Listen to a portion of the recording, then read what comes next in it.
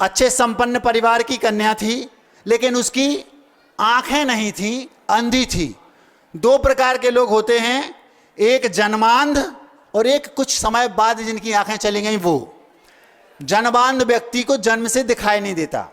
आप लोगों को यह ज्ञात होना चाहिए, कोई व्यक्ति यदि कान से सुन नहीं सकता तो वो गूंगा भी होता है। क्या कहा? जो व्यक्ति बहरा है जन्म से, वो नियम से गूंगा होगा, यह सिद्धांत है। अगर वो बाद में गूंगा हो गया तो बहरा ना हो, ये चल सकता है, लेकिन अगर वो जन्म से बहरा है तो नियम से वो गूंगा होगा। क्यों? क्योंकि अगर मान लो उसके कान में सुनाई भी पड़ रहे हैं शब्द, तो वो गूंगा इसलिए होगा क्योंकि उसने मुंह से तो बोल नहीं सकता वो, अब उसको सुन भी रहा है तो बोलेगा कैसे? और अगर बोलने में वो गूंगा है, उसको जन्म से कोई व्यक्ति बहरा है, वो कुछ सुन नहीं रहा, मुख से बोलने की सामर्थ्य होते हुए भी वो गूंगा क्यों है? क्योंकि वो शब्द जानता ही नहीं कि शब्द क्या है। जैसे मान लो कोई अंग्रेज यहां आ जाए और उसने कभी बुंदेली हिंदी जानी सुनी देखी नहीं, मुंह से बोलना उसको आता है, लेकिन वो हमारे लिए गूंगा क्यों है? क्योंकि उसको शब्द हैं क्या ये जानता ही नहीं। ये तो हो गई कंडीशन गूंगे बहरे की। लेकिन वो कन्या जन्म से अंधी थी, उसको दिखाई नहीं देता था। दो कंडीशन में व्यक्ति अंधा हो सकता है। जैसे कि मान लो ये रोशनी के लिए बल्ब लगे हैं, अब डोरी में करंट हो सकता है, लट्टू फ्यूज हो सकता है, ये एक कंडीशन हो गई। और डोरी में करंट ही नहीं है, ये दूसरी कंडीशन हो गई। तो एक कन्या जिसकी मैं बात कर रहा हूं, वो अंधी थी जन्म से, लेकिन उसकी डोरी में करंट तो था, मतलब उसमें क्षयोक्षम तो था, लेकिन लट्टू बल्ब फ्यूज थे। मतलब क्या हुआ कि उसकी आंखें तो खराब थीं, लेकिन उसमें देखने की क्षमता नहीं थी। ऐसा नहीं, अगर आंखें बदल दी जाएं, बल्ब बदल दिया जाए तो उसको दिखाई दे सकता था। अब वो कन्या कुछ दिनों बाद जब कॉलेज में पढ़ने गई, तो कॉलेज में पढ़ते पढ़ते पढ़ते पढ़ते, यद्यपि वो अंधी थी लेकिन पढ़ने के लिए कॉलेज में अंधे व्यक्तियों को मनाही है ऐसा तो है नहीं, वहां पर एक दूसरा लड़का उसको मिल गया। उस लड़के ने उसके रूप को देखा और उसका जो फैमिली बैकग्राउंड था उसको देखा, तो उसको लगा कि इस कन्या से मुझे विवाह करना है। वो उस पर लट्टू हो गया, आसक्त हो गया, यूं समझ लो। वो उस कन्या से जाकर बोलता है कि मैं तुमसे प्रेम करता हूं, मुझे तुमसे विवाह करना है। वो बोलती है मैं अंधी हूं। तो वो लड़का उससे बोलता है कि मैं भी अंधा हूं। कन्या अंधी थी, लड़का बोलता है मैं भी अंधा हूं। जब उसने ऐसा बोल दिया, समय धीरे धीरे धीरे धीरे निकलता गया, पढ़ाई पूरी हो गई, जॉब आदि उनकी जो जैसी व्यवस्था थी वो सब हो गई, व्यवस्थित हो गए। अब कुछ दिनों बाद 2-3-4 साल बीत गए, उनके बीच में ये प्रेम प्रसंग 3-4 वर्ष तक चलता रहा। जब वो कन्या उनसे बोलती है कि अब हम सेटल हो गए हैं, अब हम विवाह कर लेते हैं, विवाह कर लेना चाहिए, तो वो जो लड़का था वो उस कन्या से बोलता है कि क्या तुम एक बार मुझे अपनी आंखों से देखना नहीं चाहोगी? तो वो बोलती है देखना तो चाहूंगी, लेकिन मुझे ये समझ में नहीं आता, मेरी तो आंखें ही नहीं है, मैं कैसे देखूं? और बोली देखने की जरूरत इसलिए नहीं है क्योंकि ना तुम मुझे देख पाते हो क्योंकि तुम भी अंधे हो और मैं भी नहीं देख पाती, तो कोई बात नहीं, हम मन की आंखों से एक दूसरे को देखते रहेंगे। ऐसा उसने सामान्य से बोल दिया। तो वो लड़का बोलता है नहीं, मैं चाहता हूं कि कम से कम एक बार तुम मुझे अपनी आंखों से देख लो। कैसे? मैं तुम्हारा ऑपरेशन करवा देता हूं। उससे क्या होगा? हमने डॉक्टर से बात कर ली है और उन्होंने कहा है सब कुछ व्यवस्थित हो जाएगा। जैसे उसने इतना बोला, तैयार हो गई वो। एक बहुत बड़े जो स्पेशलिस्ट थे, आई स्पेशलिस्ट, उनके पास गए और उसकी आंखें बदल दी गई और उसको दिखाई देना शुरू हो गया। जब उसको दिखने लगा तो उसने देखा कि जो हमारा मित्र था, मतलब जो बॉय फ्रेंड था, वो अंधा है। तो उसने कहा कि ये तो अंधा है। धीरे धीरे धीरे धीरे धीरे धीरे उसके मन में वो लड़का जो अंधा था, वो मन में क्या सोचती, मैं तो आंखों वाली हूं और ये तो अंधा है, पूरा जीवन मुझे इसके साथ बिताना पड़ेगा, ये तो ठीक नहीं। अगर मैं अपना पूरा जीवन इसके साथ बिताऊं, ये तो थोड़ा ठीक नहीं जमता। धीरे धीरे धीरे उसका जो उसके प्रति लगाव था, स्नेह था, वो कम होने लगा। और कुछ समय बाद ये परिस्थिति बनी कि उसने उसको 100% वो एक दूसरे से बिल्कुल डिस्कनेक्ट हो गए। अब उस लड़के पर क्या बीत रही होगी आप सोच सकते हैं।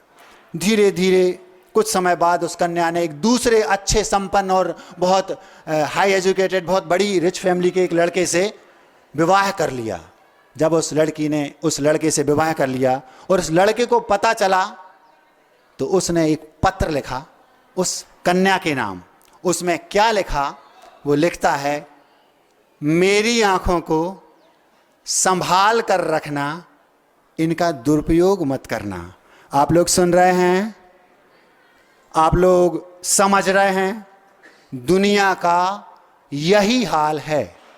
2-3 दिन पहले हमारे पास एक केस आया था। हमने सोचा इस बात को हम 2-4 दिन बाद अच्छे तरीके से रखेंगे।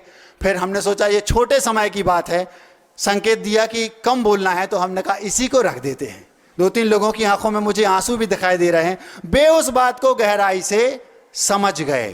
पूरी दुनिया में वे बच्चे अच्छे से सुन लें जो ये समझ रहे हैं कि हमारे या तो किसी का लड़का मित्र है या किसी लड़के का कोई एक बिटिया मित्र है। केवल मात्र जैनिज्म ये कहता है, ये केवल मात्र आकर्षण मात्र है बस। क्यों? अगर आकर्षण नहीं होता तो वो जिसके लिए मरती थी, वो बिटिया, उसने खुद कहा कि हम विवाह कर लेते हैं, अब क्यों बदल गए? जबकि वो लड़का तो वो का वही था। जबकि जिन्हें समझ में नहीं आता उन्हें समझाने के लिए मैं बता रहा हूं, उस लड़के ने अपनी आंखें उस कन्या को दी। आप लोग समझ रहे हैं?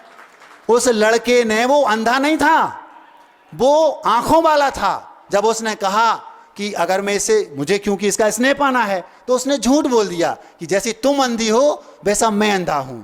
उसने सोचा कि हमें विवाह करना है, तो उसके अंदर उसके प्रति प्रेम था स्वाभाविक। तो उसने सोचा नहीं, हम ऐसा करते हैं, अपनी आंखें इसको दे देते हैं, और अपनी आंखें उसको दे दी। लेकिन वो कैसी निकली कि उसने देखा कि जैसे अब मेरी आंखें आ गई तो अब मैं इसके लेवल से ऊपर के लेवल की हूं, अब तो मुझे इससे अच्छा मिल जाएगा। बस यही हाल हमारे बच्चों का है। जितने भी लोग इस प्रेम प्रसंग में बच्चे फंसे हैं, मैं गारंटी से कह सकता हूं, एक बहुत पहले एक सीरियल आता था, रियलिटी शो, टीवी में हम लोग देखते थे कि 2 कन्या और एक लड़का एक लड़की, मतलब नायक और नायिका यूं समझ लो, उनका एक सीरियल आता था कि उसमें वो उसकी प्रेम सच्चा है कि झूठा, ये पता करने के लिए वो किसी एक सीरियल वालों को बोल देते थे, और वो उसका प्रेम सच्चा है कि झूठा ये निर्णय लेके उसको बता देते थे। हमने 50 बार वो शो देखा होगा। हर दिन एक नया शो आता था, एक भी व्यक्ति का जो प्रेम था वो सच्चा नहीं निकला।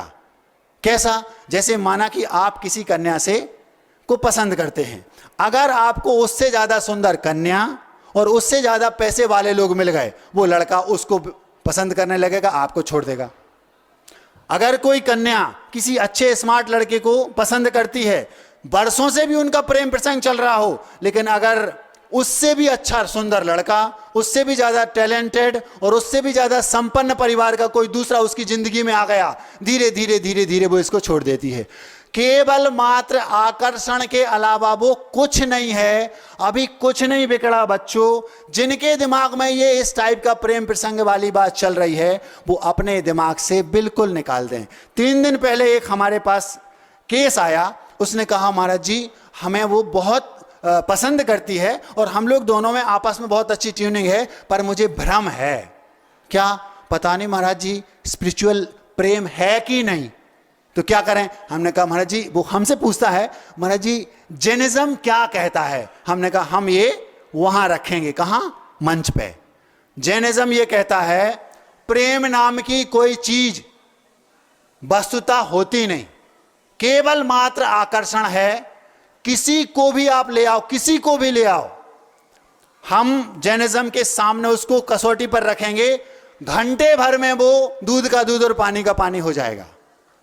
प्रेम नाम की कोई चीज, ये क्या है मालूम? ये केवल मात्र आकर्षण है, बस वासना है बस। और इसका जैनिज्म की दृष्टि में महाराज जी आंतरिक कारण क्या है? वो आंतरिक कारण है मोहनीय कर्म।